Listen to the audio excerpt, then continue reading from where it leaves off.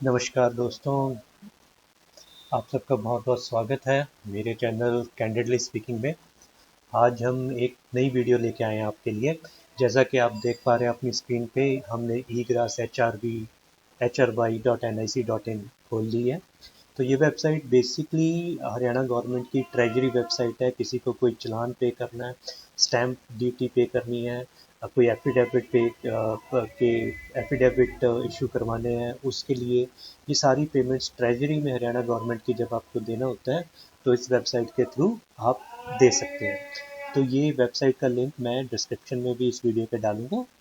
और आज दोस्तों ये वेबसाइट मैं आपको इसलिए यहाँ पे लेके आया हूँ क्योंकि अभी मेरे को थोड़ी सी डिफ़िकल्टी आ रही थी।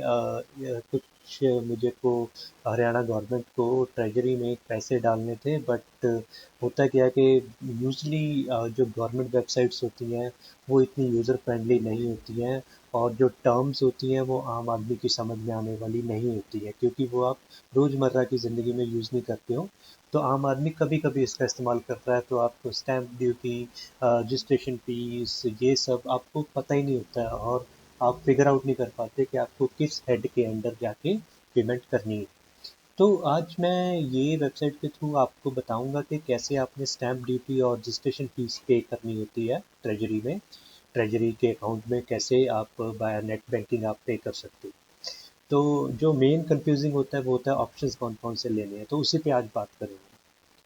क्योंकि दोस्तों यूजली एजेंट्स जो कोर्ट के बाहर बैठे होते हैं वो आपको डरा देंगे कि आपने एक ऑप्शन गलत लिया तो आपकी पेमेंट किसी और हेड में चली जाएगी, या आपका ट्रांजैक्शन कैंसिल हो जाएगा, आपका काम डिले हो जाएगा।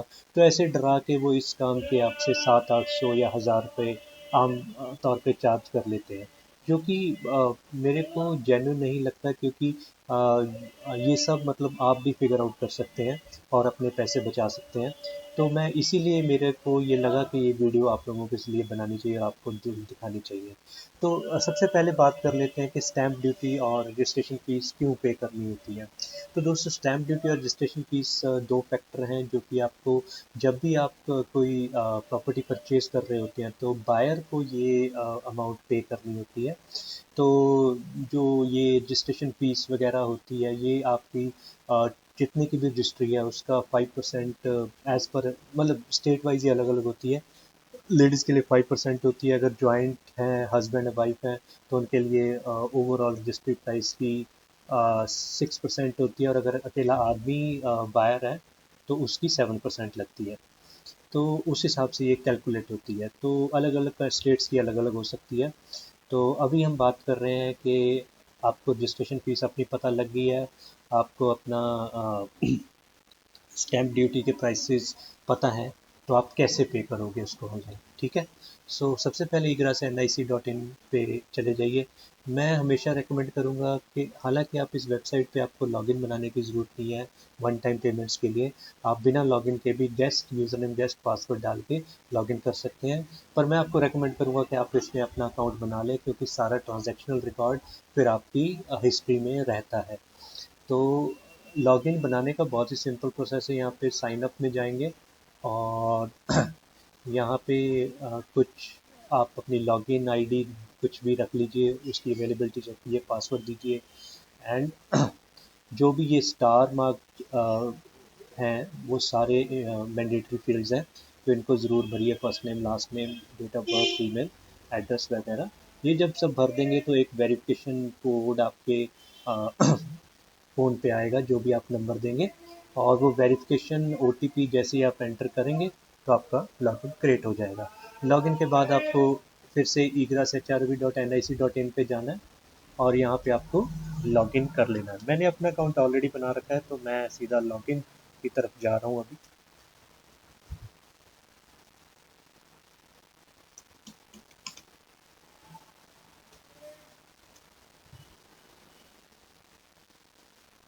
तो ये मेरा लॉगिन हो गया दोस्तों। तो इसका एक सिंपल सा जब आप लॉगिन कर लेते हो तो यहाँ पे होता है क्या कि आपको प्रोफाइल बनाना पड़ता है। किसी भी पेमेंट के लिए आप प्रोफाइल बनाते हो और फिर पेमेंट करते हो। तो प्रोफाइल बेसिकली कुछ नहीं है, आप उसमें हेड डिफाइन करते हो कि आपको किस हेड के अंडर आपको पेमेंट करनी है। अगर आपको रजिस्ट्रेशन फीस देनी है तो रजिस्ट्रेशन फीस का मतलब रजिस्ट्रेशन फीस एक हेड हो गया।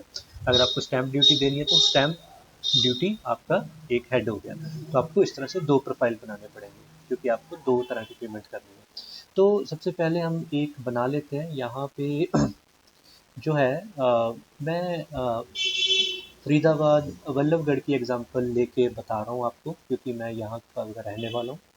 तो उस हिसाब से अगर आप देखें तो ये अगर आपको रजिस्ट्रेशन फीस और जुडिशियल स्टैंप के पेमेंट करनी है तो ये ऑप्शन आपको सेलेक्ट कैटेगरी में आएगा। तो non judicial stamps and document registration fees, ये ऑप्शन आपको यहाँ से लेना है। जैसे ही आप ये ऑप्शन ले लेंगे, इसको इग्नोर कीजिए जो ऊपर पॉपअप आ रहा है, और यहाँ पे ये आपसे पूछता है कि आपको क्या करना है। तो आप देखिए यहाँ पे रहता है stamp paper for sale purchase lease tenancy. तो ये वाला ऑप्शन आपको लेना है क्योंकि आपका सेल परचेज का केस है। ओके, तो ये रहा। सो आप देखेंगे डिपार्टमेंट ऑटोमेटिकली ही यहाँ पे आ गया और ये stamps and registration fees major head, इसके अंडर आप पेमेंट करने वाले हैं। प्रोफाइल को आप अपनी कन्वीनियंस के हिसाब से कुछ भी दे दीजिए, स्टैम्प्स पेमेंट ऐसा कुछ नाम दे लीजिए ताकि आपको फिगर आउट करने में आसानी हो। जैसे ही आप सबमिट करेंगे दोस्तों,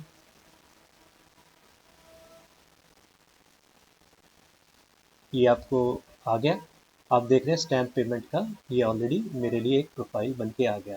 अब मैं मेक पेमेंट पे क्लिक करूंगा यहाँ पे और ये मेरे पास खुल जाएगा। इसमें मैं वल्लभगढ़ फरीदाबाद की एग्जांपल के ऑप्शन सेलेक्ट कर रहा हूँ। तो आपके डिस्ट्रिक्ट के हिसाब से ये ऑप्शन बदल जाएंगे। मेरा डिस्ट्रिक्ट फरीदाबाद है, मैंने डिस्ट्रिक्ट फरीदाबाद ले लिया।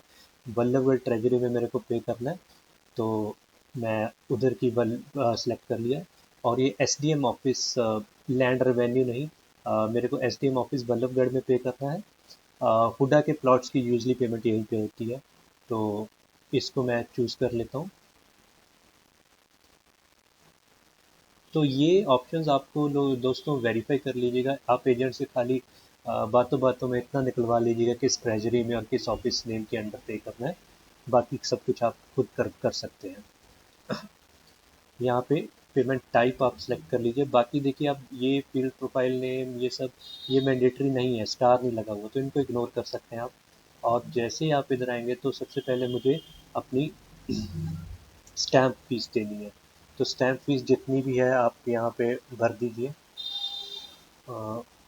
25 90 जितनी की भी स्टैम्प ड्यूटी आपकी आपको बताई जा रही है उतनी आप भर दीजिए। तो जैसे ही आप क्लिक करेंगे यहाँ पे आपका टोटल अमाउंट आ जाएगा। ओके, और ये स्टैम्प ड्यूटी के केस में आपने ये स्टैम्प लेके इस तरह से स्टैम्प के पैसे भर दिए। सो 2590। और यहाँ पे ई बैंकिंग का ऑप्शन सेलेक्ट करना है आपको अगर आपको ऑनलाइन पे करना है। और यहाँ पे आप अपना बैंक सेलेक्ट कर लीजिए। सो मतलब ये आपका बैंक नहीं है, ये ट्रेजरी का बैंक अकाउंट है। ट्रेजरी का ये सारे बैंक अकाउंट है, इनमें से किसी में भी आप पे कर सकते हैं। तो एसबीआई मैं हमेशा प्रेफर करता हूँ कि एसबीआई सरकारी बैंक है और यूजली मतलब एसबीआई ही ज़्यादातर हरियाणा गवर्नमेंट प्रेफर करती है और आपको रेकमेंड करती है।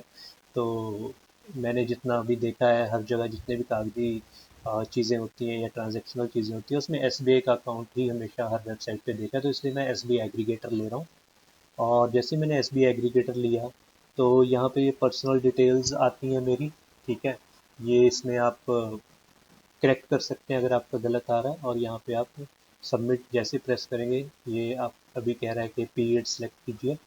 सो पीरियड का ऑप्शन है, पीरियड ये रहा, सॉरी ये पीरियड रह गया। तो मेरे को वन टाइम पेमेंट करनी है। बाकी होता है कि कईयों को हाफ ईयरली मंथली क्वार्टरली, तो मतलब इन इंस्टॉलमेंट्स आप पे कर सकते हो, बट मेरी वन टाइम है तो मैंने वन टाइम सेलेक्ट कर लिया।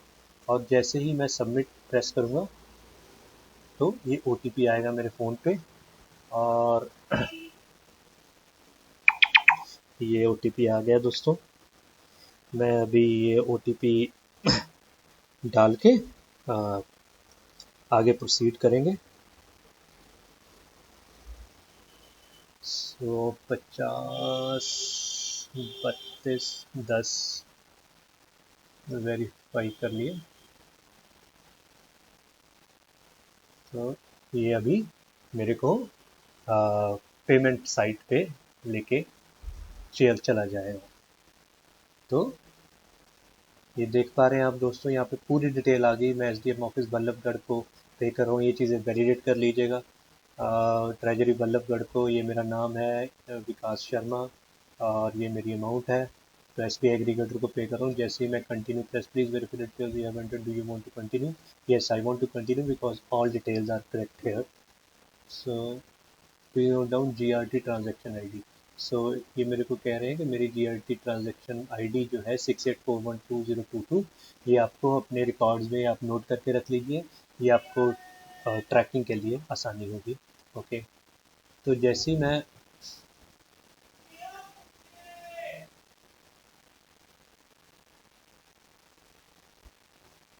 कंटिन्यू करता हूँ तो अभी मुझे ये पेमेंट वेबसाइट पे लेके चला जाएगा। तो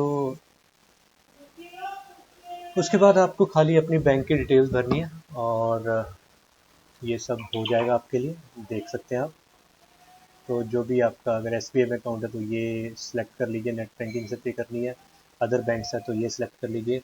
हाँ, क्रेडिट कार्ड और डेबिट कार्ड मैं आपको नहीं बोलूँगा कि आप इस्तेमाल करें, क्योंकि इस पर आपको एक्स्ट्रा चार्जेस देने पड़ते हैं। तो आप नेट बैंकिंग ही इस्तेमाल कीजिए इसकी पेमेंट के लिए।